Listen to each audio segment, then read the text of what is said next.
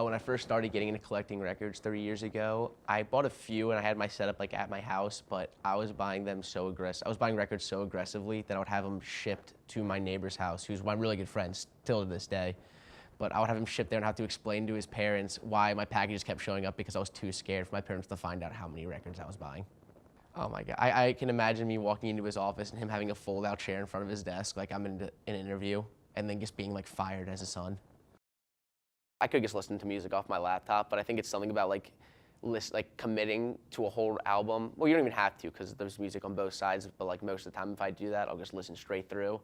But I think it's kind of like, it's something to take my mind off it a little bit because like, especially when you listen to records, like you're not supposed to have a lot of these, but like when you hear like the pops and like not even the skips a little bit, it kind of I think kind of makes it like a separate part of what you're doing instead of just listening on your laptop, which kind of makes it feel like you're still like all a part of the same thing, if that makes sense. It like gives me something to take my mind off of. That's like when I have to go flip a side, it gives me like a little like 30-second break and I can focus on something else besides school. I'd probably show you Danny Brown if I wanted to scare you a little. He has like a normal rap voice where it sounds like he's just a normal guy, but his main one that's on like 80% of his songs, it's this like high-pitched like yelping. And it really gets in your face the first time you hear it and you know it's like you've never, unless you've heard him before, like, and if you've heard him, you recognize his voice. Like, you know it's him in any song, even if you don't know the song. I'm Danny Brown! I'm Danny Brown!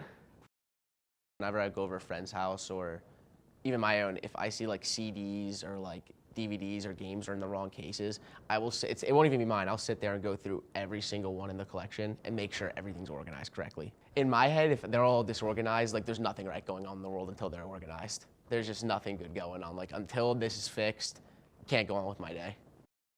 I am definitely very particular about how I take care of my records and like how I organize my things, like even outside of records, but I've never like thought about like how that contradicts with some of the music I listen to. That's definitely a little bit more out of left field. Like literally I don't stop talking ever.